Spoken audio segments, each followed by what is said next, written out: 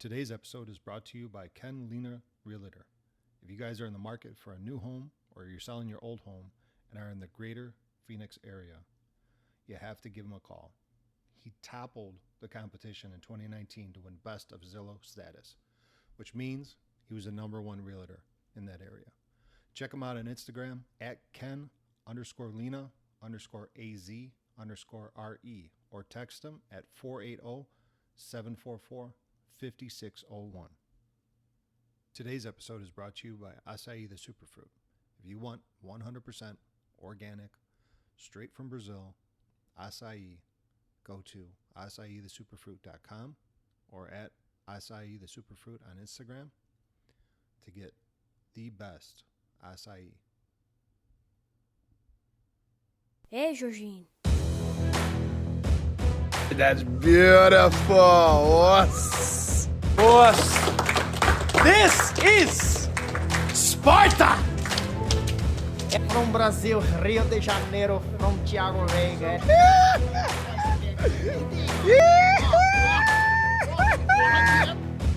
You are listening to the Jiu Jitsu Legends podcast.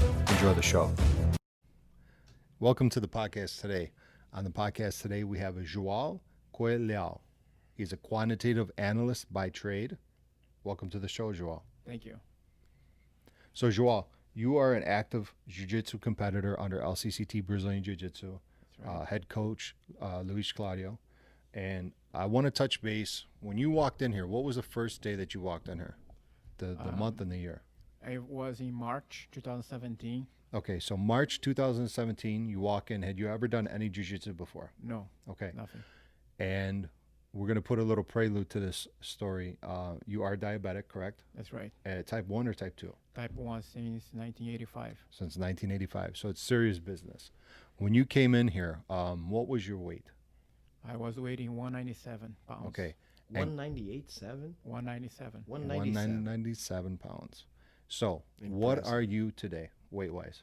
Today I am 166. All because of jiu-jitsu. That's right. Okay, so I'm going to pass this over to Luis Claudio, and I want him to share the story of how you lost all the weight, not to mention all the gold that's sitting on this table. Multi-time world champ already. So, Luis, it's yours. All right, what's up, guys? Checking out Matt Davidson, family, LCCTOs, João Coelho, my friend, my brother. I would love to introduce you guys to João Coelho if you just got in here. João Coelho is a 4-time world champion, 2 times in the white belt and 2 times in the blue belt, gi and no gi. But the good thing about João in this story is that João walked in how long ago here? March 2017, yeah. So 3 years ago, João started training here, and we wanted to, like today we had Ricardo Lamas, UFC, badass. And now today we have another guy that is totally different, jiu-jitsu champion, never did anything. Business guy. Has the diabetic business guy, extremely, nerd, like literally a genius in math, So guys walking here, out of shape, never did jiu-jitsu before. And, with the diabetes, which is, I really wanted to bring him here to share with you guys that, if you have diabetes, that's not the end of the world. You know what I'm saying? That's such an important thing because a lot of the times people think having diabetics is a problem. And the reason I wanted to talk about it was because, diabetics is something that you can control, right? And you can have a healthy life. All you got to do is you got to eat well, clean, exercise, and you can reach the goals, in your dreams like João did, which was such an amazing thing. And like I said, I wanted to talk a little bit about it because João has, he's been doing so much stuff about diabetes, and I think he's a great example of, a person that, this dude, man, he walks in the gym, he starts training in the gym, and I think 3 weeks later he goes, "Hey, coach, I want to compete." And I look at him like, this guy's crazy, man. He is nuts. You know what I'm saying? Like, there's no way, man. 3 weeks, you don't even know how to walk in the fucking gym. Like, I'm not letting you do shit here. But did he still compete after that? After the 3 weeks? Well, I did actually, and I paid about, I think, 8 or 10 classes, private classes, to see if I could get anything. Yeah. But I got nothing. It And what was the awful. first competition? What was the The first one the first competition was the IBJJ in Boston.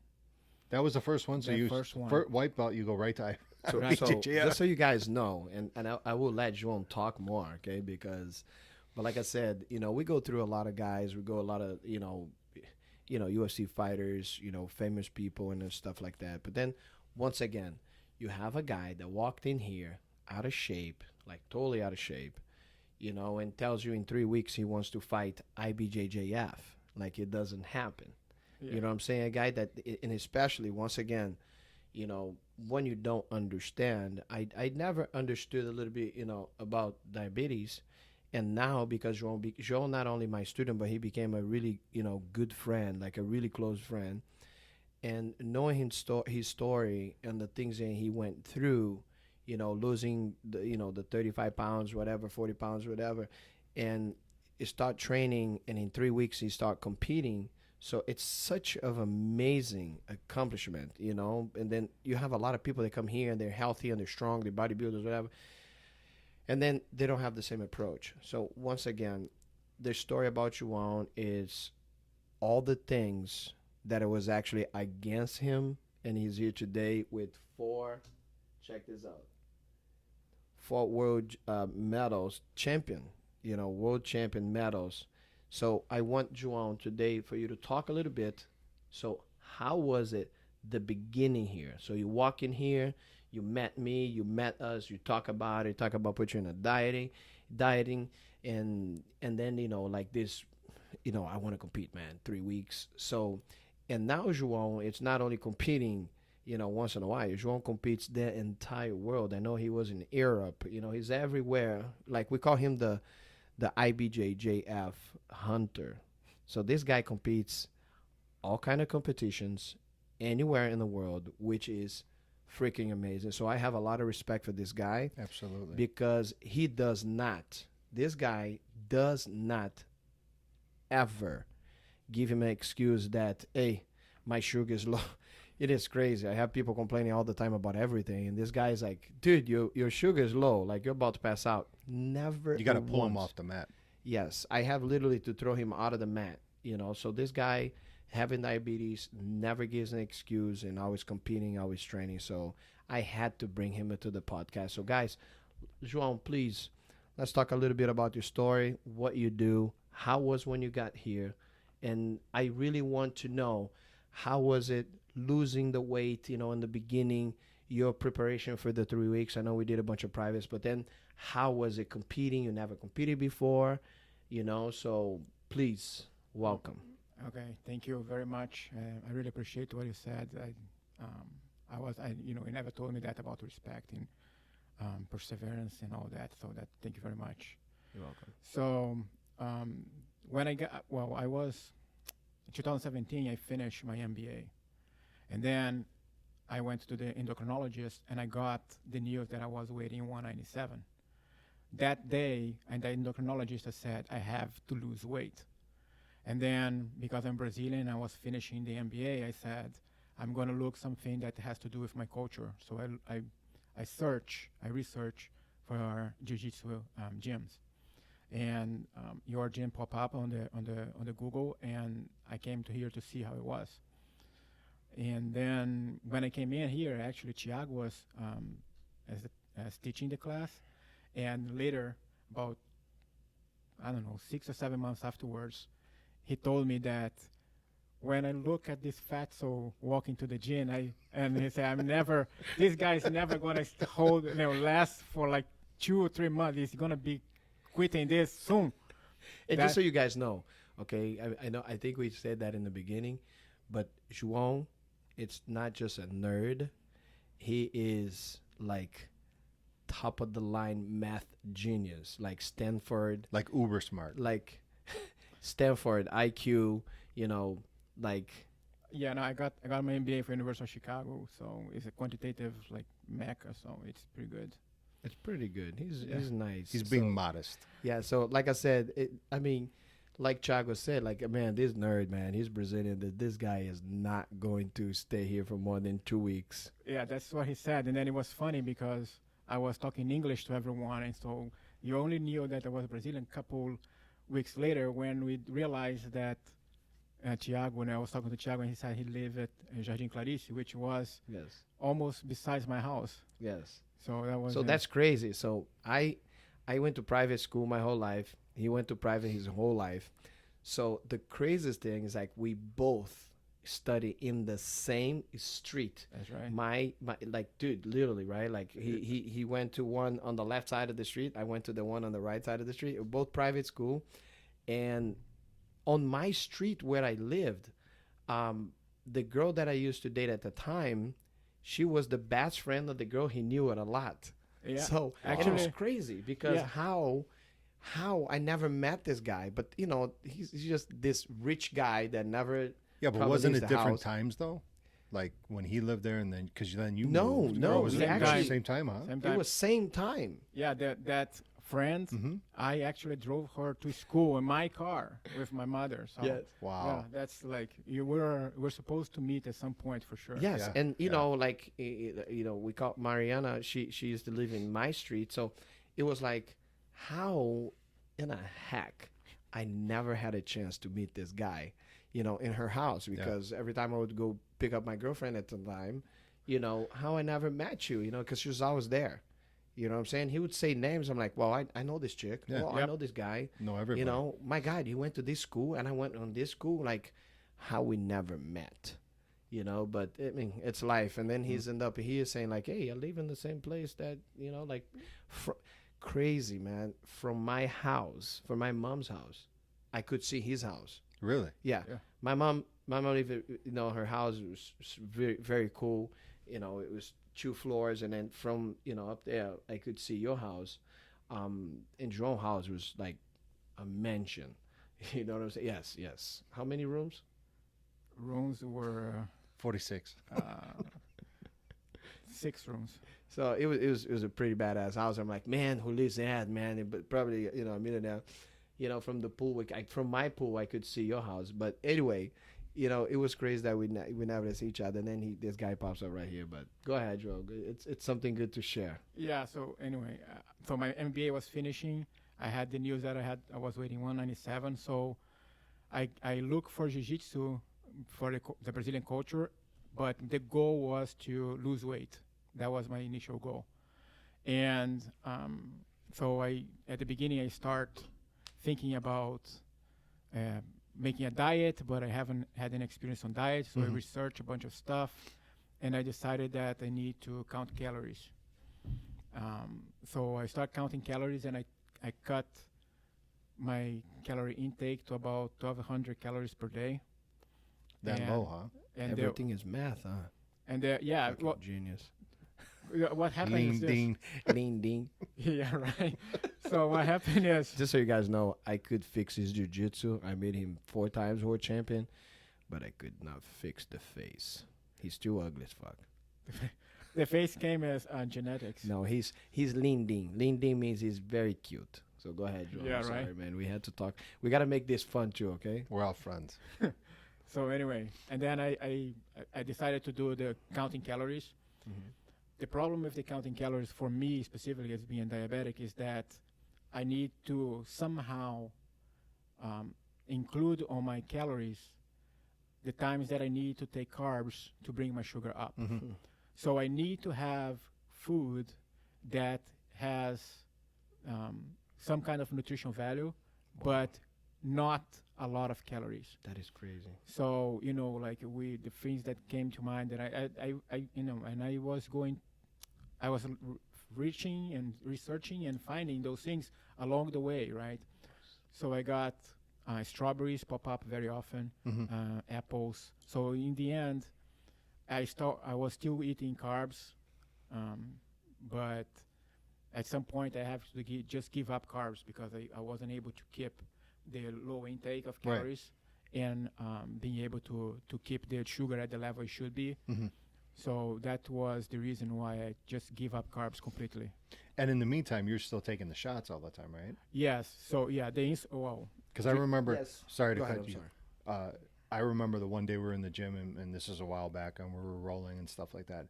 And you had said the amount of shots you've taken in a lifetime. What was that? yeah, it's over 70,000. It's That's about that's amazing. 72,000 shots. Shots in your Already. lifetime. I have already taken 72,000 Wow. shots.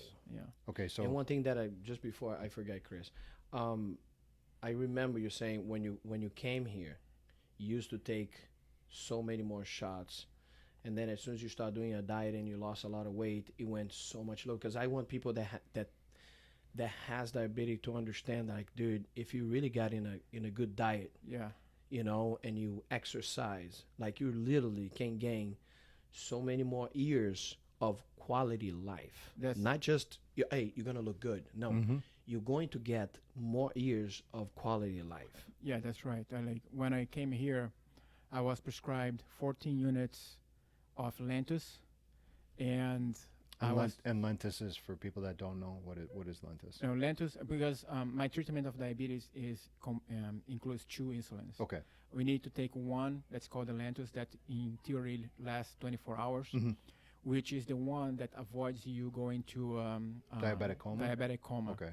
So because they discover, researching diabetes that the diabetic coma doesn't happen if you reach a certain level of sugar. It happens because you lack insulin on your system. So if you always have the insulin in your system, you don't go into coma. That's why every diabetic takes the lentus, Okay. just to make sure that if the sugar goes high enough, you don't go into coma. That's the reason. And then you have the shots that you take when you eat to bring it down, because when you eat, the carbs get processed by the body, and your sugar level goes up. So when I started, I was prescribed 14 units of lentus, and I was taking about 60 units of fast-acting insulin every day. Oh my God. So, and that today, so you have a reason, like today I am prescribed 8 units of lentus, and I am taking not even 40 units of fast-acting. So I cut in 1/3 of the fast-acting and pretty much half Yeah, half of the other one. lens. Yeah. That is crazy. So everybody knows it was more or less like a cocktail. So one keeps you out of diabetic coma, and then the other one just adjusts. The other one is the one that regulates your Gotcha. your sugar level. Yes. Gotcha. And so tell us, because I want people to understand too, is how, and I mean, how you just showed up. So when did you find out? I know you sent me a video of you, talking about diabetes, but when did you find out about it? Like, and I know you didn't have anything until your dad was older. So explain us what happened. Like one day you wake up, and So yeah. how did that happen? The symptoms before you get diagnosed diabetes are being thirsty, going to the restroom very often, and then when you go to the restroom, you start notice that ants start coming to the toilet because there's sugar on the In the urine, it's so high. Yes. Are you serious? Yes, and then Wow, I didn't know that. Dude. That's crazy. God, and then God, and you start like getting thin fast because the body just try to eliminate everything before the process. So you got those are the symptoms like you usually. And how old are you then? I was 8 years old. 8? Yes, Oh my God. I was 8, and then a doctor asked me to do the blood exam, and they come up with my blood sugar level was over 300, which is for sure diabetes type 1. It's not a type 2 anymore because it's so high. Oh my God. And- And you were 8 years old. 8 years old, yes. And question, did you have anybody in your family that had diabetes? Nobody, no. Wow. Wow. So we And had what did the doctor say? Why did it happen? so the type 1 diabetes, there is no like that knowledge of how it gets done. No explanation? No, the chemical explanation or the scientific explanation is that your defensive system, the cells, they defend your body. They destroy the beta cells from the pancreas, and because the pancreas has two functions on the body, the beta cells that make the insulin. So they think that is anomaly or a disease, and they kill those cells. Wow. So these cells, and then your pancreas doesn't produce insulin anymore. So you think it's something in the genes, like the DNA, that's something that it's missing, that it happened? That No, there isn't any proof, like scientific proof, that it's hereditary or Right. is based on the DNA, because many people are diabetic type 1, Okay. and they have healthy children, Mhm. and sometimes the children just develop that as a type 2. So the connection between regenerations doesn't really happen. It's Okay. just something that your body, for some reason, decides to act up and take it up. That's the most accepted explanation, is that you just the defensive system of the body just destroy them for some reason. And tell us, being 8 years old, how hard was that? Like, you're 8 years old, you want to go to a party and you want to eat all the sweets and you can't. So how hard was that for you? Yeah, no, that And how hard that was for your mom? Because it's a pretty serious thing, yes, there are two couple examples and stories that I can tell about that. One is I remember my mother receiving the phone call from the lab. I remember that. She was sitting on the telephone, like those dial telephones, and so she started crying on the phone. And then she started crying on the phone, and I stopped and started looking at her. And then she finished the call, and then she needed to tell me the news.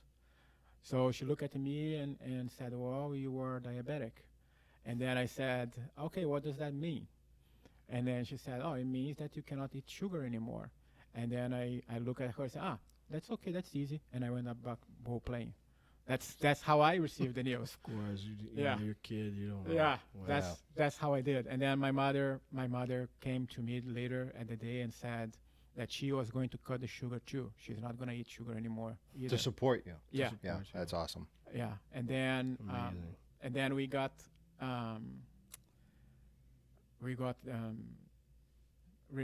directed to a doctor that is a very good specialist, which is called Luis Cesar Povoa, and he has died already, but told me he was pretty good, and he recommended me to use an insulin called from Novo Nordisk, and it's interesting because the insulin at that time, the treatment is very different from what it is today. You didn't have, when I became diabetic, you didn't have synthetic insulin, so my insulins at the beginning were made from pigs. Really? They take the insulin from the pig and they inject in you, just that, just like that. Yeah, Are you serious? I'm serious. It's because even though the chemical composition of the insulin in different animals are different, they still are able to produce the same function. Wow. So you are in the beginning there were How did they find that out? yeah, the insulin they actually find that out. I know that. It's in Toronto University. There is a guy called Frederick Banting, and He's not a nerd, right? he looks This guy knows everything. here the story is actually very interesting. He stole dogs from the street because the labs weren't given animals for him to test. Right. And so he took out the pancreas from the animal, and then he pressed the pancreas to get the insulin out of it, and then he put that on a shot, and he gives to the dog, and then he discovered that the insulin worked, and then they work on controlling the sugar level, and then they got that, and there was a very rich guy where his daughter became diabetic in Canada, and he knew that this guy was making this research. He was like getting some success in dogs, and he paid this guy to test her daughter first. Wow. And then the guy actually shot the dog insulin on his daughter, and his daughter started getting better.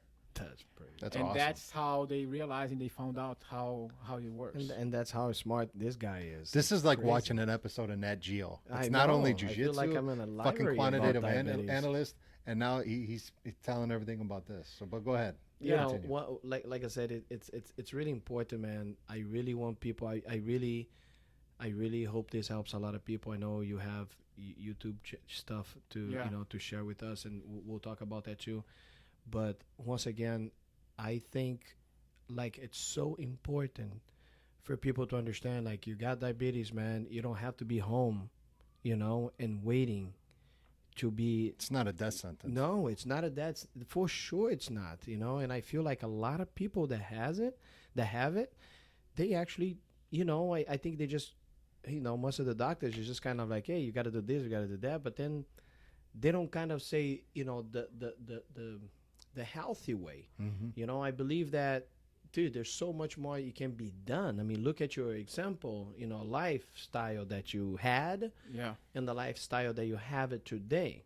Yes. It's like you change, the way your life was. And I guarantee you, the end of your life, how it used to be, was not going to be pleasant. It was not going to be a good thing. That's right. And now, like I said, like we good friends and we hang out and we train and all that stuff. And, seeing you back in the days and you're seeing you now, it's a huge It's night and day. difference. You know what I'm saying? So like I said, I think this is great. And I think, a lot of people should see that has diabetes. If you have a friend that actually has it or a family member that has it, like, dude, please watch this and learn a little bit, because I feel like a lot of the time it's not out there, or people don't, people kind of don't have a connection with some people. They're going like, hey, dude, this can work, like, look at this guy. I mean, you know what I'm saying? So that's a pretty good thing. It's a pretty cool thing. Yeah, no, and there's this part. I mean, my life changed, but the change on the lifestyle was not caused by going to get better for diabetes. Actually, caused because of jiu-jitsu. So, because the first words that I compete, the guy beat me on a quarterfinals because he hold my foot when I pull guard, and he got the 2 points of the takedown, and I lost for 2 points that fight. Mm-hmm. And then I got really pissed, and I thought, if I can't be a world champion by leaving jiu-jitsu partially, just come training and not do the rest. So I cut completely soft drinks, which I used to drink like all the time. People ought believing that Like Jorginho. I would be like addicted to soft drink, that I would never be able to stop. And I just decided, if I'm going to be world champion, I will need to do jiu-jitsu. Like the lifestyle needs to matter. I can't just train and think that technically I'm going to beat those guys that are eating well, Yeah. making other kind of training, running, or all of that.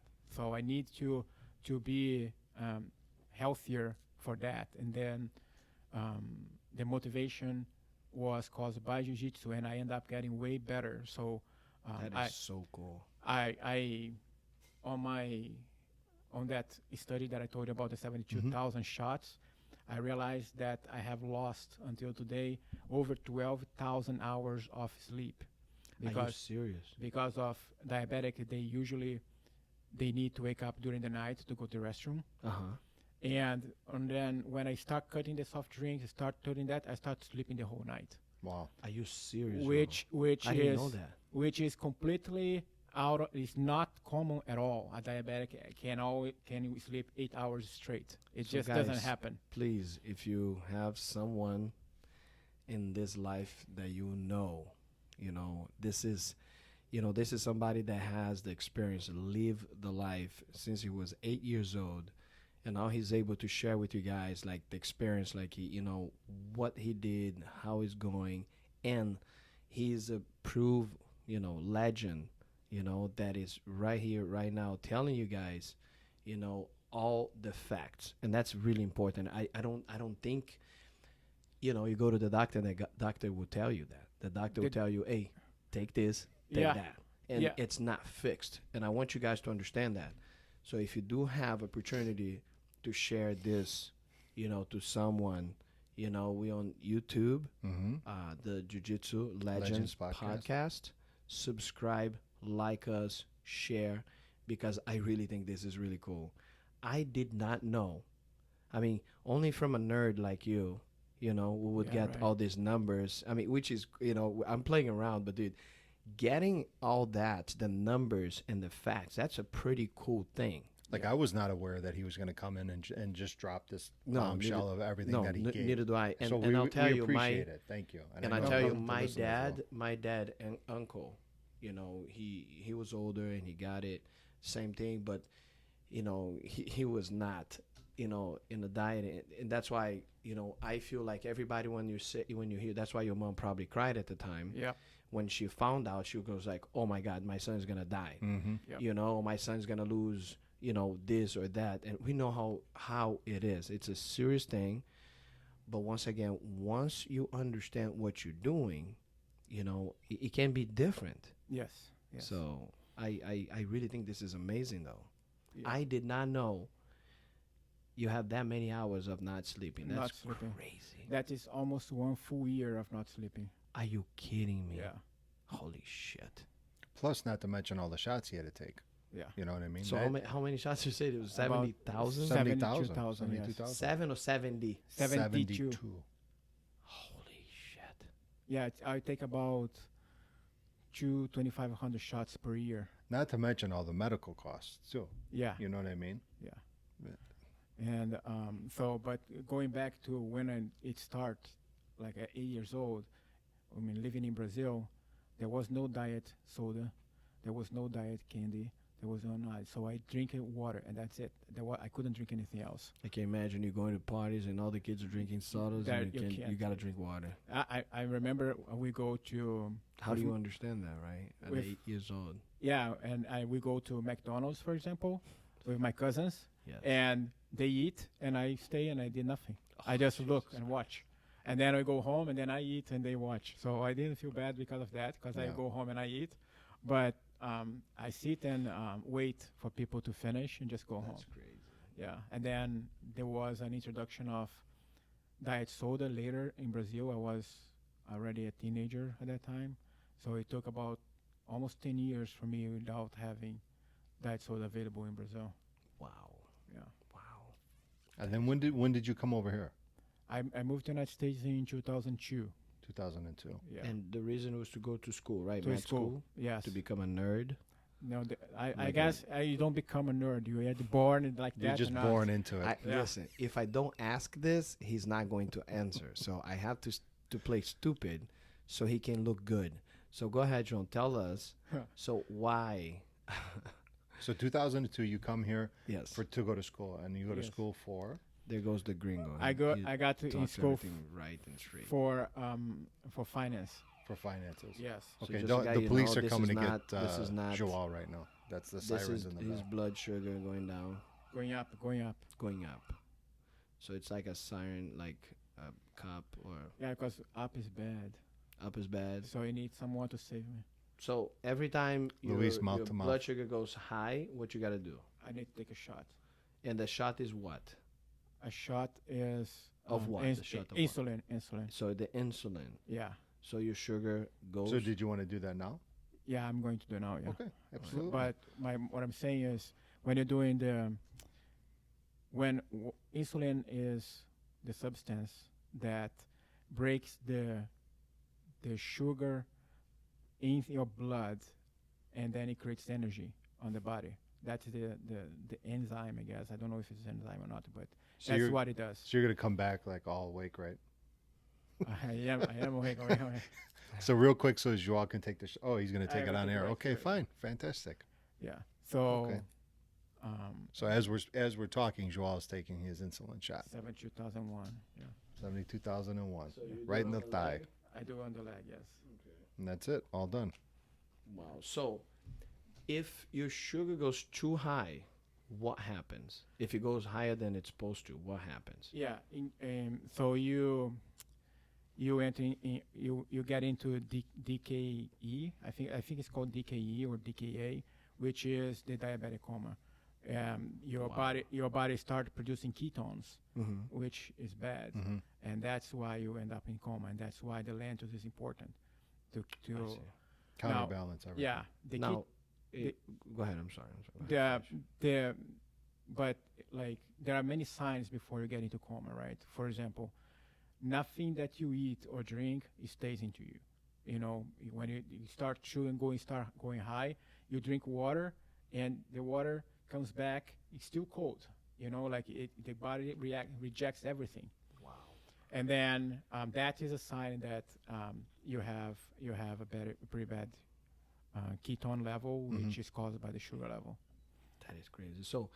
So if it goes high, you go into a DKE Yeah, or yeah, DKE? I think it's DKE. Yeah. Okay. So what about if it goes low? What happened? If it goes low, then the theory says that the sugar is responsible to bring oxygen to your brain. Okay. So the brain doesn't function as it should if your sugar level is low. So you end up getting double visions. So when you're rolling, and then when we check on you, and you get up and you have that like kind of like zombie look, is that what you're getting from? That's from the lack of oxygen. Okay. Yeah. Okay. And that's crazy. So I have a question. So thirds tournaments, right? And how does that work? Like, because you don't want to start a fight and you're too high or you're too Yeah. low. So how do you do that? How do you deal with that? Like trying to make, the perfect number so you can have a couple fights and don't go too high or don't go too low. So how does that work? So that was a trial and error experiment. The thing is, when there was a research made by sport teams that realized that pitchers, they want to know if pitchers would perform or not under pressure. So they create the situation and they put the pitchers and they explain and they study that, and they realize that some people, the people that are called in the sport language jokers, right? They feel the challenge as a threat, so the body reacts as they get scared, and then they want to protect their life, so they don't produce like adrenaline or any of that. They just get scared, and then they want to run for their life. Now the people that perform, they see as they don't see it as a threat. They see it as a challenge, and then the body produce adrenaline and sugar. So is that almost like fight or flight syndrome? Yeah. Okay. So they with the adrenaline, because they are seeing a challenge, they give the liver release sugar, so your sugar also comes up, and then that people will have the adrenaline and the energy to perform, to face the challenge. That's they feel that there is a chemistry behind the performance in sports.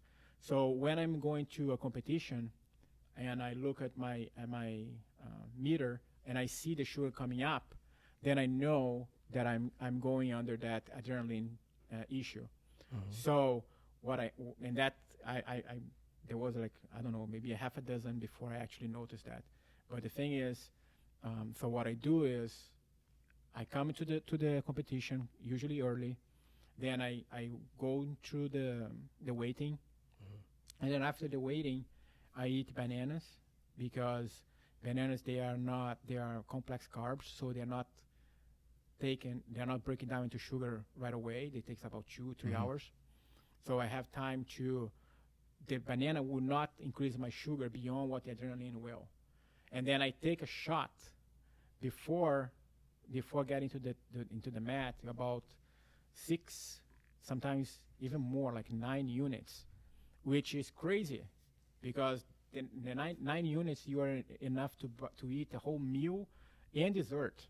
That's how much. So it's like giving yourself a hot dose because you're going to burn it out. Because the adrenaline is going to bring it up, and then I can keep it in a level where I can compete. Because if it's too high, I lose air, my mouth dries out, and then I can't breathe. And then if someone is putting pressure on me, I would tap just because of that. Just if they sit on me, I will be from done. bottom position. Because naturally I wouldn't be able to breathe, and the pressure will just make it impossible. So I need to be able to I need to have the adrenaline and the sugar to compete, to perform, but I need to make sure that it doesn't go in a level where it makes me out of Where you can't function. when I can't function. Yeah, I got you. properly. I have a question, and I think whoever has diabetes probably would have it too. How do you find out this? Like when you go to the doctor, look, I'm not talking about you got to be a jiu-jitsu fighter or wrestler fighter or soccer player. So how do you find out about this? Like, do you have? I mean, I know you were talking about you were putting some videos, you're selling some Yeah. shirts and stuff like that. So, do you have that on YouTube? Like, That what? like some of the explanations, your Yeah. idea, like you ever do something like that to help people that has diabetes? Because do they have that out there, like so well explained and things like this? No, Because I feel like, for example, you want to lose weight, you go to YouTube, you go like losing weight, and then blah, blah, blah, blah, blah, right? Jiu-jitsu, blah, blah, blah, blah. So do they have it, or they just talk about it, what happened, or how you got it? Because this would be something extremely cool because, you have the data of, what can be done and how can be done. I think that would be amazing because, once again, you have the facts and you leave that, and you're You not leaving this for experience the it last and you year. have You're the leaving this facts. since you were 8 years old. yes. And I think that would be something that would be amazing. So, do you have anything on YouTube, or you're just I do. making a couple of videos? Explain to us about it, please. Yeah, I have started to talk about the diabetes on YouTube. Okay. And what's the name of the? It's João Coelho, Jalcoelho. That's the channel. Okay, so can you do it again? Jalcoelho. And what is that? João Coelho is my initials, my name. Okay. And I mean, I think it would be cool. I mean, yeah, but can you put João Coelho and then put it on the bottom? How to be a healthy diabetic guy? Like, I think that would be really cool. Like I said, dude, I know a lot of people because look, when you don't know, right? I didn't have anybody in my family that was probably close to it for like, now I live, we're here every day in the gym and Yep. I know how it is, and we always checking and how serious it is. I feel like there's a lot of people out there, bro, that you could help and you could have so Without many a doubt. followers. Just, João Coelho, diabetic, coach or something that people would kind of, hey, check this guy out. You gotta send me the link, and then when we Okay. post the video for this Yes. for our YouTube channel, what I want to Yeah. do is I want to Yeah. incorporate it in there, so all they have to do is just And I click on know- it and go straight And to also, it. I know you have couple shirt. You have like a bunch of shirts. Yes. That you create your own Is that logo, one that you're wearing right now? your own Yes. brand. So brand. stand up and show it a little bit so the camera can Let's pick see. it up. Stand up. Yeah, Yeah. just a little Okay. bit, so you could see. What does it say? This one says diabetes, beating diabetes and taking names. Taking names, and then where can they get that from? That is, I have a store on Etsy Mm-hmm. called Ideological Shop, and we have 2-3 different diabetic shirts. There are more coming. Okay. I'm still creating a couple more, but there is one about the type 1, larger than ups and downs, which is awesome. I really Yeah. like that. Yes. Did you ever think about because you have Instagram, right? I do have it. But did you start an Instagram for this? Like you started the YouTube channel because just a minute video saying, hey, this is Yeah. me, and you go through the steps of your day, Okay. I your mean, daily I process. really think it would be so cool, dude. If check this out, guys. This Mhm. guy is 4 times world champion. Like I said, and he started later on jiu-jitsu, and he's got 4 medals, gold, world champion. I know he's got a lot more because he's the IBJJF hunter. That's how we call him. That's his nickname at the gym. And like I said, bro, I think that would be so cool. And I think you have so many followers because, like I said, a lot of people think, I got diabetes and I'm just going to be here and I'm going to be eating whatever. Then they get I'm going to be lazy. eating shitty. And it's like, I feel like people, like, once again, I'm going to go back when you say your mom start crying. It's like, Yeah. it's almost like a death sentence, and yes, it's extremely serious thing, but, you can leave the wrong way or you can leave, the right way and make a difference in your life. So I think that would be so cool. Well, I think it know. goes back hand in hand. especially from the last couple episodes you said about Hicks and Gracie, when he told you if you're going to do something, Yes. don't half-ass it. If you're going to do it all the way. Yes. Prime example, you. Now Joao said, hey, let me see what I can do. Enough is enough. And what does he do? He takes hold of it. Yes. Right? Yeah, he's still got to take the shots. And Yeah. what does he do? Right here. 4 world championships. And like I said, I think the world, need people like you that, took something that, it's not the right, the thing that you were looking for to get it at 80 years old. You didn't ask for this shit. No. You know what I'm saying? But, like you said, it looked like at 8 years old, you're ready to say, fuck this. And you know what I'm saying? Like, you go like, well, okay, I'm stopping drinking, sugar. I stopped drinking pop. No big deal. And this is actually what I feel about you, João, is, bro, João, your sugar's low. I'm okay. João, I see your eye crossing shit. And João, you better take a rest on this one. Hell no, coach. I want to do it again. Let's do it. João, so once again, and I see sometimes you're in dieting shit, and I never hear you complaining. So I really think it would be a great thing, for you and for people that has it. Like I said, a lot of people, dude. I mean, we have other students that have it.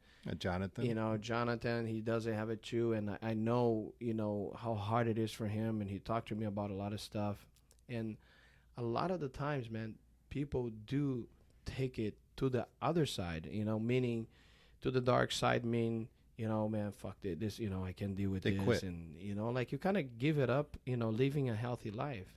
So Yeah, no, my story about this was when I was a kid and I was still living with my mother and my father. Then they took care of it a little bit, or much more than I did. So I didn't care too much. But later, when I was about 18 or 19, I came to the United States for studying at University of New Mexico, through my undergrad in Brazil, and I went too high over in the course, and then they happened to have one of the best endocrinologists in the university, and then they say that people wait like 2-3 months to see him because he's so good, and they call him to talk to me. So they took me to the hospital of the university, and they got the guy and talked to me because I need to hear from someone that has knowledge what I was doing. And then I was about, I don't know, I think 19 or 20 years old. And this guy came to me and said, listen, your sugar level, because now in the beginning there is now a blood exam called A1C, which tells you what is the average of your blood sugar on the last 3-4 months. Wow. So that level was so high, that means I will get into the possibility of start getting consequences of the blood sugar being high. So he asked me what treatment what I was doing and all that, and then he said, listen, this is old school, this is not what we're doing anymore. And then that's when I start taking the Lantus and the fast acting, because in the past I took only one kind of insulin. So he had these two, and then he talked to me about what I was eating, what I should be eating. So that's kind of gave me a hint later that the carbs were bad, but I didn't cut it. He just asked me, what do you eat? And then I told him, I eat rice and eat potatoes and all that. And then he said, okay, just take this shot here. Now, what people don't know or people don't realize is this. Counting the carbs is not enough because a complex carb like a potato, it don't get absorbed right away. So if you take a shot, fast acting shot now, you're gonna go low because the carbs is not in your system yet. Yeah. And then you go low, then you need to fix the low. And then when the potato comes, it goes too high. It's like playing catch up. Yeah. So you're never there. Yeah. So you're always trying to figure out you're going to be low and you're going to be high in 2 hours. Like I said, man, like all the things, I'm not a doctor, but I understand, like all the things you're breaking, all these little things that you're saying about, the carbs, the sugar, this. Breaking everything down. And you make videos of it. I think it would be so helpful. I think that's a great idea. I think it would be great. And one of the things that we want to do another one, Mm-hmm. you know, eventually, but in Portuguese too, Yeah. because I want to Okay. Or post that, Brazil. you know, in Portuguese for people. Once again, man, you know, Plus, if you take that avenue and you Yeah. do that, please let me know, and then we'll Okay. promote on here. You know, Yes. this is what this is all about. This is not about just jujitsu. It's about everything. You know, yeah, it's that's about the life, reason helping we people wanted to out, and brought you here. everything. So, Sorry. so we talk about your childhood, Yes. right? And then we talk about, you know, jiu-jitsu. So tell us, I mean, you start competing, you know, you're out there, and now you're traveling to Europe, France, you know, everywhere. Japan. Japan too, right? You know, I mean, come on. How cool is that? You know, you walk in the gym 3 years later, 2 years later, you're traveling the world to compete and, you know, and win medals. And so this is all the cool part. This is pretty awesome. How is to be out there when you go to fight, people don't know you have diabetes, right? No, they don't. So your partner, he's not gonna be feeling sorry ass that like, hey, your Nope. sugar is low, your sugar is this, your sugar is high. That's right. I mean, but definitely not. But I just want to bring it up. What do you feel any disadvantage in your mind? You know, this is something I want to talk about, just so people will know. Do you feel any disadvantage having that, or you just like you still that 80 years old kid that don't care, right? And you just go, I don't care, I have this, and I'm just gonna kick your ass. Yeah, the thing about this is interesting is because in the past, when I was competing IBJJ, Mm-hmm. I used to take my sensor off because I was scared that they were gonna punish me because I was using a device in my body. And then at one point, my sensor went bad, and I had to change it on a Saturday night or something, and the competition was on Sunday. And then I said, "There's no way I'm gonna throw this $100 on the trash for one day. I'm gonna go put the tape and see if they complain." Mm-hmm. And they didn't say anything. So they didn't say I couldn't use or nothing. And in fact, only once one ref stopped the fight to go to the director to figure out if I could use that or not. Mm-hmm. And then they allowed. So in other words, you don't need to take the sensor if you want to compete in IBJJ like I Cool. was to be. That's pretty cool. That's another important thing. Yeah, and then the guys that that are fighting against, they only see that if I get into a position where they take the gi away for say guard pass or something, and then they actually see that. Mm-hmm. But you know, when I'm standing up, they don't see, they don't know. And just so people know the sensor, where is the sensor at? Is it on your I use in my abdomen and your abdomen? because it doesn't work in my case, in my body. It doesn't work anywhere else. Now I have seen people using and talking on the legs, on the arms, but the fact is that That's the what sensor, works best for yeah, you. the sensor reads the sugar from the fat cells, Okay. and I don't have enough on the leg or on the arm to Yeah, to because make you it lost all of accurate. it. Yeah. Mhm. So the only place I can use is in the abdomen. So I mean, it's not that bad for like jiu-jitsu wise, in particular if I'm on top or something. There is nothing like people are gonna rip it off or Right. anything. But eventually, like it took me a long time to find out how to protect so the sensor doesn't get ripped every time someone try to pass my guard. So I try all kind of skin tacks and all kind of tapes to put over, and the only one that worked was surgical tape. So if you were trying to put the jiu-jitsu, trying to practice jiu-jitsu and roll for competition in any level, and you want to keep the sensor on, my recommendation is to put Surgical tape. like a gauze, Gauze, or something like a paper to protect the sensor, because the surgical tape, if you try to take it out afterwards and it's connected to the sensor, it's gonna rip off the sensor itself. So you need so to layer it up and then you need tape to it out. layer, put the surgical tape on top, and you can roll full speed, full throttle, and you'll be fine. It won't get out. Nice. And a question that, I have a curiosity. So, when you're competing, right, have you ever had like a low that you look at the guy and you see like three guys and you don't know which one you're gonna kick their ass? And did you ever have? Because I know you gotta have some funny stories. I don't want to know about the bad ones. I want to know like the funny ones. Like, do you have anyone like funny one that like in the middle of the fight and you look at the guy and you see three guys and you're so low and you can go like, hey, please, can you hold for a second and let me get a sugar shot here? So how does that work? I think I have a couple of stories that are funny. One is when I won, I don't remember Miami or I don't remember which tournament. I qualified for the absolute. Mm-hmm. And the guy was really heavy. My first fight was really, really heavy. Like heavy, like him? Like Jorginho heavy? Yeah. Like heavy, like Jorginho? It was fine. It was heavy. And Gordinho, lindinho. And then I look at him and I said, and then the people on the outside of the mat, they were saying, are you going to fight him? Really? Like they were not believing that we were actually part, like you're to gonna face each actually other. Fight with the big guy. Yeah, and then I say and then. But were you sugar low at the time? No. No, my Not sugar. yet. My sugar actually high.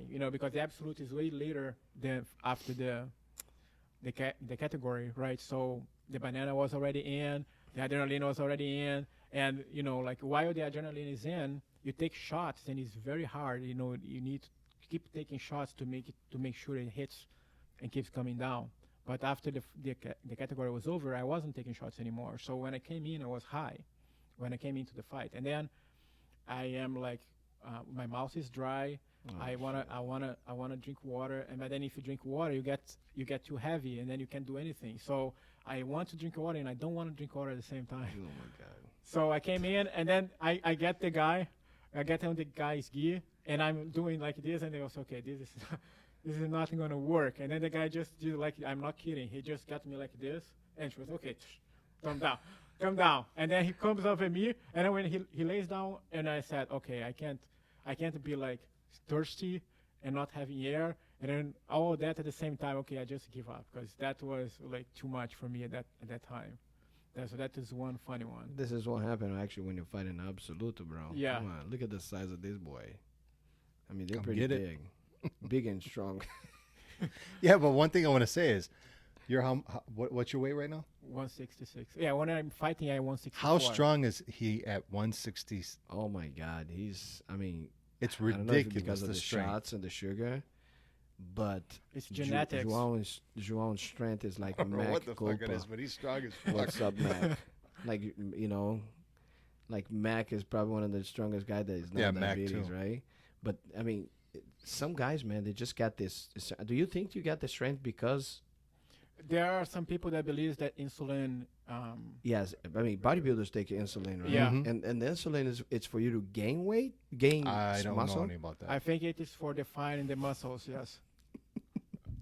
You sure you don't know about that? You know, but nothing about Past history, taking I know insulin, nothing. Like, No, I mean, I know you used to be a bodybuilder. I back don't in know the anything days. about that stuff. So Why you you have to not sharing consult. to us, man? You know what? who we could talk to? Jordan Dolan. We should do actually a podcast with you, Jorginho, one of these days. Maybe one of these days. Because I know you bodybuilded before. Long time and- ago. Yeah, but hey, it's never too late.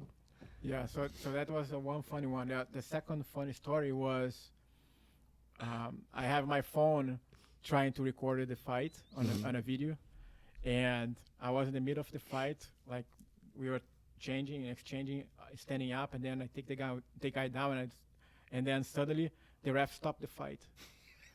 Not like we didn't roll out of the match or anything. He just stopped the fight, and then I look to the ref, and the guy on the bottom didn't understand either nothing, right? And then he looks, and then suddenly the person on the table say, his phone is beeping, urgent low.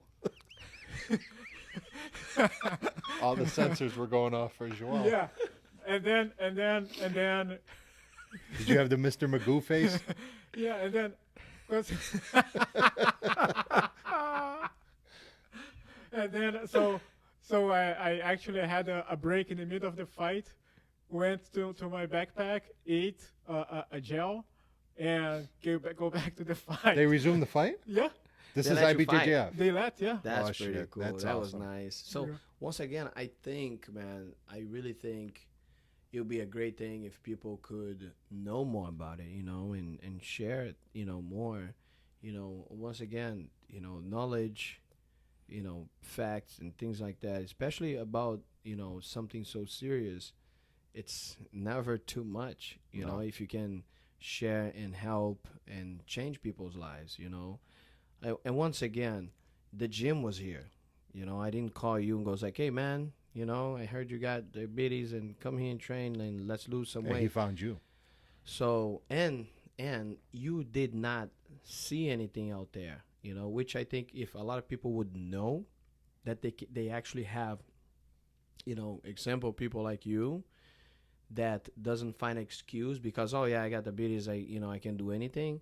I think if they would find out that, hey, there are people out there that has the same shit I have, but they're not quitters, they keep, having a good, healthy life, I think that would be great. Yeah, and I think that the important fact about being diabetic is that you're not diabetic during the business hours. You're diabetic 24 hours per day. That is true. So, you are sleeping, you are diabetic. Yes. You are sick, you are diabetic. It doesn't matter. True. So you need to find a way to deal with things. And so if you take medicine, it's going to affect your blood sugar. If you eat something that you think is going to make you feel better, it's going to affect your blood sugar. If you are going to bed and you're not feeling well, and then, okay, now I'm able to sleep 1 hour, and then your diabetic is going to kick in and you're going to wake up. So the recovery process is different. If you get hurt, the closing of the wounds are different on a diabetic. So you need to be able to keep your blood sugar in range, because the most of your time, like if you're awake, if you're not, and try to keep it on range, because it makes a big difference on the long term. And let me ask you another question too. It's a curiosity. So if you do have a cut, does that take longer than a person that doesn't have diabetes? Tell us about that. Yeah. I know people say that, hey, if you're diabetic, you cannot get a cut. How is that? So there are a couple different things. One is with time in diabetic, you start losing sensibility on your extremes, like on the fingers and on toes. So Is that because of? Because of diabetes, I know. Is that because of a bad circulation? bad circulation of the sugar gets Yes, the yes. blood gets worse. Yeah. Yes. So if you get a cut, what happens is that people get the cuts and they don't feel they have the cut. So they keep the cut open for too long, and then it gets bad. So what happens is Wow. you need to be always looking at the feet, because you might be stopping things and having cuts, and And you need to treat. you would not feel any pain, nothing? No pain because you have the cut, Wow. and you not know you have the cut That's unless you see blood or something on your socks or something, you won't know. So is that a lot of the things that, like, when amputees? That's know, right. That's what. So that's the start of it, and That then it start. starts to grow, and then that's when you have to do the because it gets amputation. infectionate, and Yeah. and then it gets worse, Mhm. and then you need to try to treat that. And there are different things that you can do now, but in general, you could. That's the issue with the cuts, that you don't feel you have. Now, having said that, it also close or cure differently. Someone that's not diabetic, the body goes from inside out and close the wound. And a diabetic, the top layer of the skin close, but there is a hole still inside. Are Underneath. you kidding me? No, it's not closed yet. Wow. Then, and I don't know if the body does that because it knows you're not feeling, and then you want to just close it, Mhm. but the hole is still inside. So if that's part of the reason why you keep constant having the same cut, because you open it again and the cut is all in there. Yes, I agree. So that's the reason. So I wanna just bring this back really fast. Please, this is one of the most awesome interview with the Informative. podcast today with João Coelho, 4 times world champion. He started training 3 years ago, had diabetes, have diabetes, lost, over 30 pounds. And, he's here today sharing so many stuff that I never, heard about it. And check us out on the Jiu Jitsu Legends podcast. And what we're going to do, guys, João Coelho, I'm actually going to turn off my phone so this way you guys can see a little bit on the podcast. So please check us out on YouTube. On YouTube, the Jiu Jitsu Legends Subscribe, podcast. Yep. like it, please. Please. Help us out. We're here trying to help, the jiu-jitsu community and different people. We had people with the problem with anxiety and depression. We had a UFC fighter. We have a teenager, my son. So we're trying to kind of go everywhere, and kind of bring it up to the community, the things that we can help each other, and once again, the idea is to be neutral here. And one thing I want to say is, don't think that, because, this is all LCCT. It's not an LCCT podcast. This is a community podcast. So there's no ego here. If you're another school or an instructor in another school or a student and you have a story and you want to get it out there, contact me. Go through Instagram. All the information's on there. You can go on Facebook. Get a hold of me. Reach out. And how do they reach you out on what's the Instagram? Instagram is the Jiu Jitsu Legends podcast. Same thing for Facebook. There's links on there. You can just DM me. The number should be up on for Instagram too. Also the email. Shoot me an email. I'll get back to you same day. Just tell us the story. We are booked out already for like 2 months. Yes. For That's podcasts pretty because cool, like everybody wanted to get on here. Yeah. But anybody is welcome. I'm being serious. That's from the heart.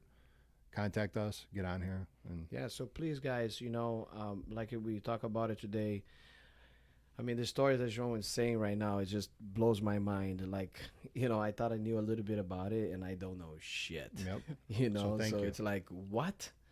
I mean, I really think there can be so much to help other people to change their lives. Like once again, dude. Sometimes people think being a legend, being a champion is just about a medal. I got a medal, man, or I won the UFC this, or dude. Just keeping yourself alive Yes. through this shit. You're a legend for that. And, people that had depression, people that had other things in their lives. And I think that's what, I think should be about it. The legends are not just because they won a tournament or they won a UFC. The legends are the people that actually survive, The fighters. the up and downs in life. And that today they're able actually to share their experience to change other people's lives, because a lot of the times the champions, man, they're assholes, they're champion and they're arrogant and I mean, literally, I'm sorry about the bad words, but they're assholes. You know what I'm saying? They don't bring nothing to the community. They don't change lives. They're just literally, low life guys. But sometimes you have, amazing champions that are able to change people's lives. So It's always good and bad. exactly. So please check us out on YouTube, the Jiu Jitsu Legends podcast. Subscribe, like us. We're gonna keep talking here for another, half hour. So make sure you go to that and check the whole thing. And the most important thing, share. And if you have someone that has diabetes in your family and things like that, or friends, family, please share with them. Tell them to to check it out. And if you need any help, please talk to us. So once again, thanks to Jorginho, Oh, thank you very Big much. Chris, thanks for João Coelho, and Thank we're you. gonna still talk here for a while. So congratulations to this guy, world champion. So check us out on YouTube, guys, and so you can be able to see the whole podcast. Us. Go ahead. So, moving forward, you find all this stuff out, you start competing, you lose all the weight, and then COVID hits. I know you were set up for a couple different tournaments, right? Yes. And then you talk about that, about how did it change the mindset for you? Did it put like a damper on anything? Did it, So COVID has made life a little worse because as a diabetic, you are in a group of risk, and it seems that like stopping jiu-jitsu was bad on my keeping the weight off. Right. I got 12 pounds during COVID. You gained, huh? I gained 12 pounds back, and then I reached almost 180. I got to 178. Wow. So when I reached 178, I thought, okay, I need to start losing again, and then I start talking to Luis to see if I can at least have private, Right. because I need to do something, and I hit the diet hard again, and it started coming off. I lost 6 pounds. So you back half of where you were. I am right now. I am good, but we are training like about a month or so, right? Yeah. But when I start training here, I was over 170 when they open again. So I was 172, and today I hit 166. So 166 wake up, right? Yeah, 166 is when I woke up today. Yeah. But like I said, my competition weight is 164, so Yeah. I have to hit. Yeah, so you're not too far off. yeah, now I can keep this and cut the 2 pounds in the week of competition now. Usually that's where I am. I am 166, 167, and then for competing I cut and I go. I meant to ask you, have you thought of Fight to Win Pro? I have not thought about that, no. No. I don't know how it works. I Right. don't know anything, but Okay. I was just interested because, you won so many times for IBJJF and, you competing now at Blue Belt. It would be pretty interesting to see you, get on the stage and Sure. represent and sure. go from there. But I'm sure Luis could hook you up. I know he knows Seth.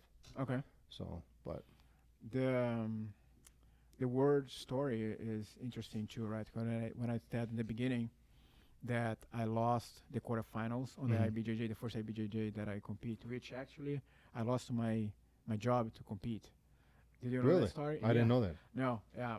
I had a boss, Uh-huh. and then I had bought the tickets. Yeah. I had, the hotel. Yeah, everything was set everything up. all done. Yeah. And then I said, "Listen, boss, I'm going, and I am, but I don't have. I need to take 2 days off, and I didn't have 2 days to take off. I Yeah. only had 1 day. Mhm. So the guy said, and then I just told him, like in a month working, I'll get this day back. And so he's just going to be for a while negative. Right. And he said, oh, I'm gonna think about it, and I'll let you know. But I already have the ticket spot and everything, so I was going, and then I was counting that he was going to say, okay, just go. But he didn't. He said that I couldn't go because I couldn't have negative days off. So he just wanted to be an ass. And then he fired me because of that. Fuck him. Are you serious? I'm serious, yes. But now you're in a better spot. I right? I know. But and then he fired me, and then so I went to compete, and then I lost in the quarterfinals, right? So I got, okay, I need to win this. That goes, okay, I can't just lose that and not win this. Right. That was, I need to win. And then I found out about the Sport Jiu Jitsu Federation. Mhm. But Jordan was there in the tournament that I lost in the quarterfinals, and he won as a blue belt. Jordan Dolan. Jordan Dolan, Right. yes. Jordan Dolan, 2 times world champion, and we'll bring him here for the podcast. So when I came back, I started looking for another tournaments, and I found the Sport Jiu Jitsu Worlds that was going to be in Long Beach, and then I enrolled for that, and that's the first one I won. But then what happens is I got home, and I was like, no, wait a minute, I need to win IBJJ. Yeah. And then I said, okay, so I actually talked to Luis, said I need to have a couple hours of private directly, 2 hours with no stopping, because I wanted to go over all the positions and get better and improve and see the holes where they are and fix them for the Worlds. So when I got to May, there was the Worlds, the first Worlds, IBJJ of the year, right? And then I got to the final, and the final was against a guy that I had beat on the Pan Am Games. Okay. So I was confident, right? But then the guy taking me down, I put him on guard, and he starts to do the, what you call the can opener on my head. And the ref gives you a warning, gives you 2 warnings, and then suddenly he got disqualified. That And was that- it. He cut You it. can't do can Yeah. opener. Yeah. No. So he got disqualified, and then the guy stopped the fight, and then we came in, and he gave me the world title. I won, and then I went to the podium and I got the medal, and I said, no, wait a minute, that's not enough. I actually need to win the worlds. I don't want Right. to have a disqualification. Yeah. Yes. So and then I started preparing for the master, the world master, and then the world master is in August, and my dad died in July 22nd. My goodness. Yeah. So I was preparing for the Worlds. My dad died on July 22nd, and then I went to the Worlds, and then the semifinal went against a guy that has the name of the gym on his back. Yeah. His last name was the name of the gym. Oh boy. As a white belt, right? So I was thinking, it can't be the owner, it got to be the son or something. It can, that's what I'm thinking. But then when you look at the guy, like all ripped off and all that, and I say, okay, this guy cannot be on my category. I actually was sitting waiting for the call, and then his guy show up, and I put to get into the mat, and I was sitting because I wasn't believing that I was gonna fight the guy that was so strong, Yeah. so fit. And then the guy said, no, it's you. And I said, no way, I'm not gonna fight this guy, right? So The guy owns a gym. Come on, he can't be a white belt. listen, on. that's what I thought, right? And then the guy come in, and then I come in, and then he takes me down, and he just sits and waits. So he got 3 warnings. He took me down. So he was winning 2-0, and and has 3 warnings. And then I had him on, I think, half guard. And then I was thinking, I don't know if it was half guard. I think it was half guard. And all I need to do is sweep, because he has 2 warnings. I'm going to win, 2-2. But I'm trying to sweep, and I can't go because the guy is strong as hell, right? And then suddenly I say, okay, I'm not going to go for the underhook anymore. I just sit up, and I open my legs, and I push his knee, and I get the sweep. And then I got the sweep, put him on side control, and I start laughing. Like I'm laughing. Because it worked, right? Because it worked. It wasn't like it's anything like technical or anything. Yeah. I just push in my back, and that's it. And I'm looking, and then I'm saying, okay, now is a minute of holding here and waiting. Yeah. And then he starts like trying to fight, like for the first time Right. on the And the whole match. yeah. So he started like bumping me up and all of that, and I'm trying to hold, and then like, I'm not kidding, maybe like 8 seconds. I think about 8 seconds to finish. He put one hook on my leg on the back, and the other one here, and I'm holding because you can't put the second hook to get the 4 points. Right. So I'm holding his leg here for like 5 seconds, and then he trying to choke me, and Yeah. I just like waiting and just make sure that he doesn't get the 4 points of the hook. And he lost the fight because he didn't want to fight in the beginning. In the beginning. Well, yeah. he's trying to stall it out, right? When I did my so my last world masters, I don't know, 5-6 years ago. My final guy, I knew he'd pull, and he kind of lift the guys, and he would go for a leg lock, a foot lock. So like, he was a really good guy. Like, he was from Brazil, but actually he was an Asian guy. Really good, really good to open guard game. So he probably was even better at no-gi, because he was doing a lot of foot locks. So he submitted everybody. On my side, I submit my fighters. So we both met in the final. And he pulls guardman so fast. Like, I'm fast. But, man, he was so fast. And I knew what he was going to do, but he just have it. So he pulls right away, like butterfly, lifts me, and we kind of going, towards the end of the mat, outside of the mat, and he kind of cupped my leg and tried to do something that I do really well when you try to cup the neck as the guy trying to sweep you, and he went for arm, like a, over straight arm bar, and I pulled the arm because, dude, he hit it so hard, and I wasn't expecting.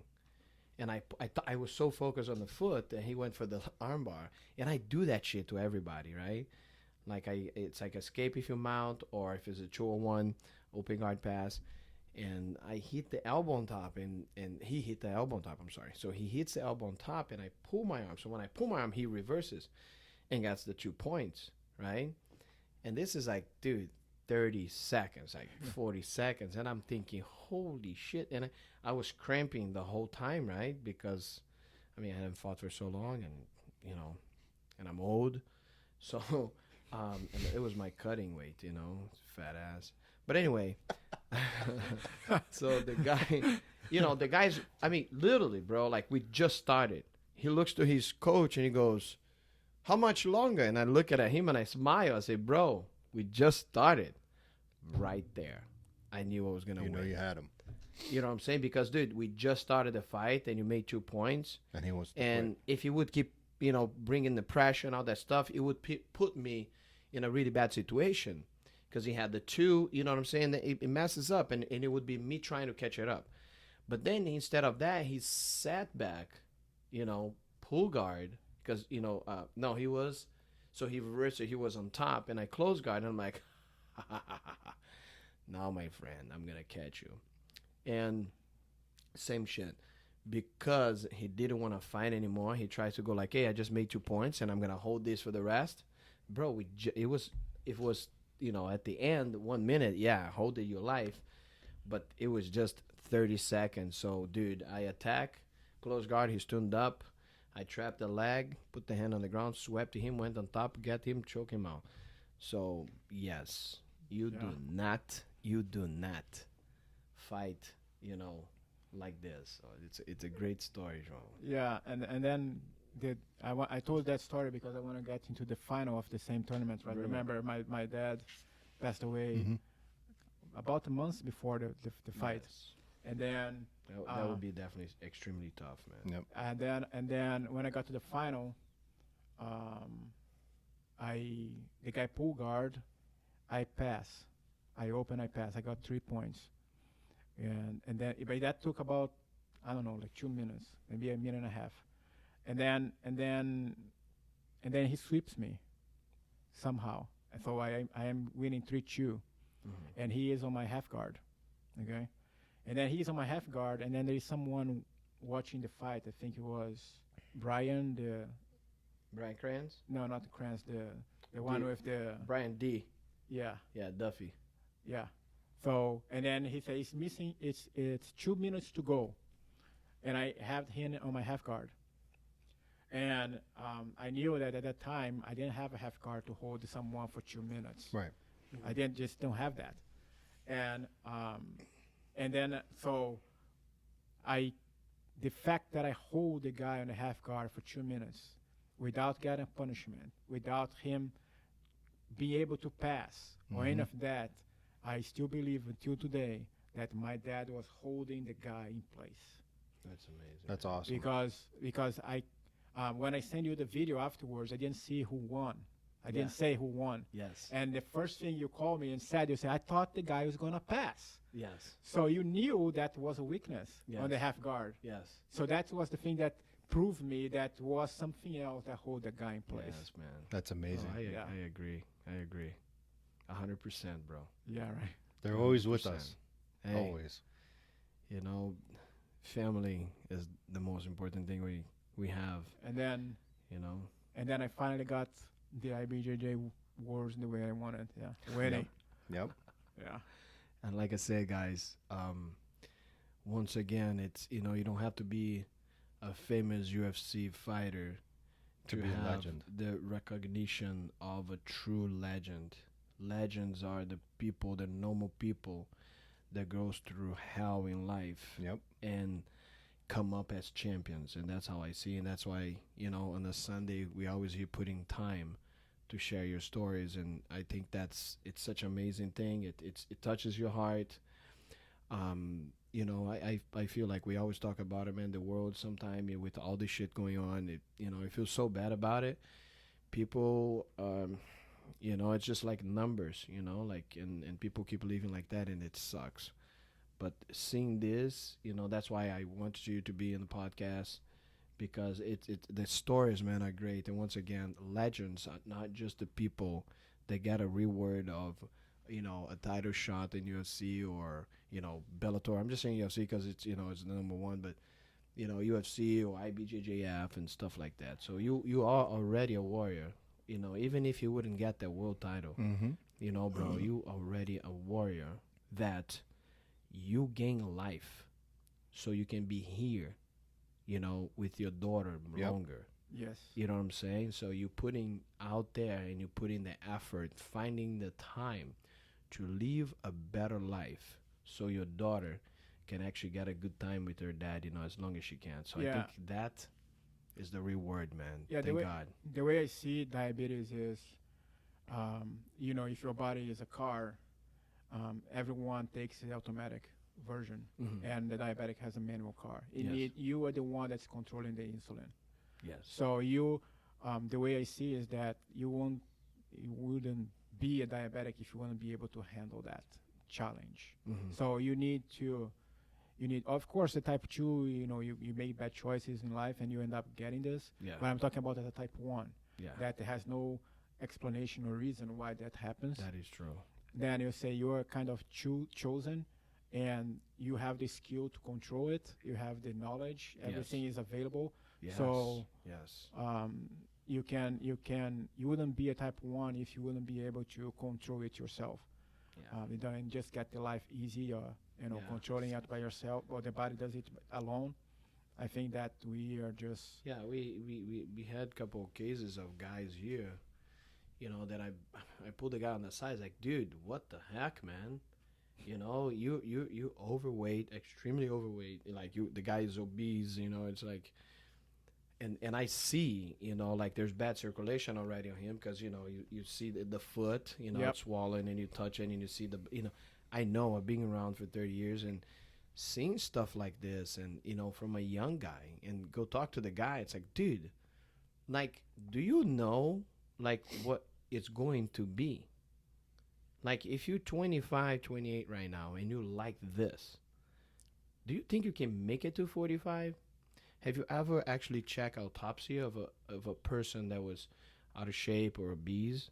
Like, it is a sad thing. You know, I understand some people get problems and this and this and this and this and this, but man, like you said, everything is out there today. Yeah. Like, don't let yourself, you know, whatever, it could be diabetes, or you just, you know, out of shape, or you know, you got fat, or whatever. You know what it's, you know, it's too you know, the salt, when you eat too much salt, and you know, hypertension. You know, and I have to be very careful with my cholesterol. It's in my family. So my grandma was like that, my mom's like that. So I can be eating extremely clean and I still have a high cholesterol. So I have to be careful. Yeah. You know, and every time you know, like sometimes you just go, fuck it, you know, 3 months and you're just so much stress and you're eating like crap, and then suddenly like you start getting dizzy and you go like, oh my God, I got to put my shit together. You know, but sometimes a lot of people don't have that, you know, that warning like light, like it just happens, you know, there you go, you got a heart attack. Now that's it. So it is important, guys, you know, to keep it up, to keep pushing, you know, if it's you or if it's somebody. And that's, once again, those are the ideas that we had to share this with the Jiu-Jitsu community and, you know, bring awareness. Say again? Awareness. No problem. You know, to the people, to everybody, you know, because once again, it could be many things. And I can say it, João, this is amazing. Every time, you know, we do a podcast, man, it surprises me. You know, we did a couple amazing ones already. And like Chris said, we booked up. I can't even believe it. We booked up for 2 months. Yep. You know, we got a bunch of people that we haven't, and, you know, we'll go around. We're going to go talk more. We would like to do one in Portuguese. I think would be great. Okay. Because I also want to share with the, you know, with the guys in Brazil. I So think do me a favor. because there's a lot of people. Do me a favor right now. Say something in Portuguese and let everybody know that you're going to be doing it, you know, for the people of Brazil. Yeah, galera. Eu tô aqui com o João Coelho, né, campeão mundial de Jiu Jitsu. né? Tem 4 medalhas de campeão mundial. Então, ele aos 8 anos de idade, ele né, apareceu com a diabetes, né? Tipo 1, né? Que é aquela que você... Pô, não foi porque que você deu mole comendo besteira. Ela apareceu do nada. Então, hoje a gente fez um podcast com ele e faremos uma podcast com ele do mesmo sistema, da mesma coisa, mas em português, para que vocês possam compartilhar com os amigos e mostrar que para mim é uma história maravilhosa, né? E, como eu falei, o João é um grande amigo, mas é um aluno meu, mas já acabou virando um irmãozão. E, porra, eu acho que essa é uma experiência fantástica, né, cara? Porque, mais uma vez, pô, tudo, cara, na vida é você ver alguém que conseguiu e você falar assim, pô, por que eu não posso, né? Assim, cada um tem os seus próprios problemas e as próprias dificuldades. Claro. Entendeu? E você chegar lá do lado dessa pessoa e pensar assim, porra, tu não consegue por causa disso. Uhum. Entendeu? Isso sempre foi recebido por mim de uma maneira, por que não? Uhum. Entendeu? Porque aí eu penso assim, não, porque você é diabético, entendeu? Você não pode viajar com não sei quem, ou não pode fazer não sei o que, ou o que seja. E eu sempre pensei que, não, porra, eu vou fazer. Eu controlo o que eu tenho que fazer, controlo e faço. Entendi. O resto, se o meu açúcar tiver no nível certo, eu sou tão normal quanto você. Então, Verdade. Então não... A gente vai compartilhar isso e eu quero falar isso em inglês. Okay. So, guys, just what we're talking about in English was that we're gonna do this in Portuguese, and because I think it's a great story and we should share with people. And to end, this, I just want to say that something that he was saying, that a lot of the times, did you actually have people saying, hey, you can't do this because you have diabetes? Yes. Did you? I do, yes, I did. So it was discrimination Shit. because you had diabetes. Yeah, actually, there are people online. I'm sorry, but that's so fucked up. There are people The online. world's fucked up. People online that there was a question raised online about if you should tell on a job interview if you're diabetic or not. But doesn't that deal with HIPAA?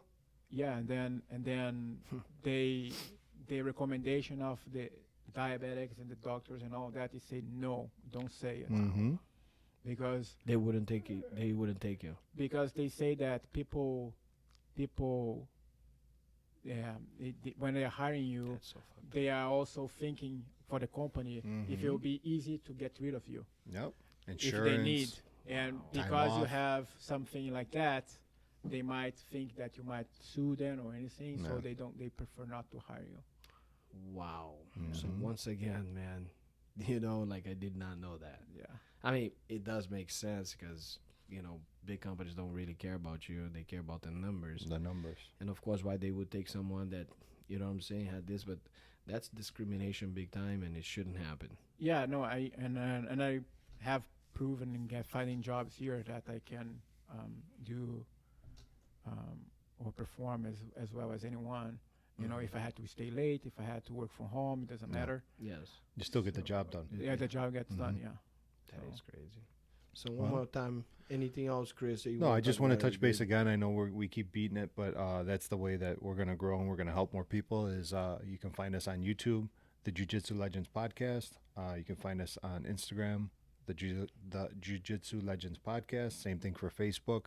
And we're available now on all platforms. So Anchor, iTunes, Google Podcasts, Stitcher, you name it, Spotify, we're out there. Joao, let's tag your Instagram, because I Okay. know you're going to be starting another Instagram. So go Yeah. ahead and give us what your Instagram is and your Facebook and your YouTube. Yeah, no. My Instagram is João AL Coelho, so JOAOALCOELHO.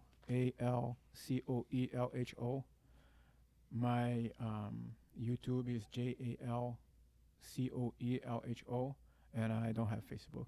So Okay.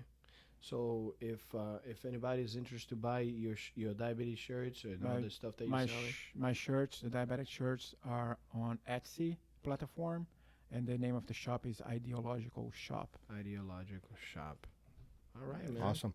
Thank you, brother. Hey. We really appreciate you coming, No sharing problem. your story, explaining everything in detail because you know I had no Today idea was that a- it was it going was to be a- that mind yeah, it blowing. was So a- thank you very much. No Yeah, problem. today was, you know, it was amazing. It was a life opening for me.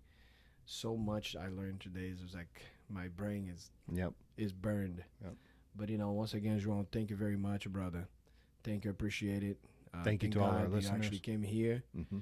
you know, and we're able to, you know, to provide you with a great tool, which is Jiu Jitsu. But you got the tool and you made it better. That's So, right. God Thank you. bless you and your family, brother. Thank you God very bless. much. Thank you again. Thank you. Thank very you. much. Thank you all for listening, and take care. Bye bye.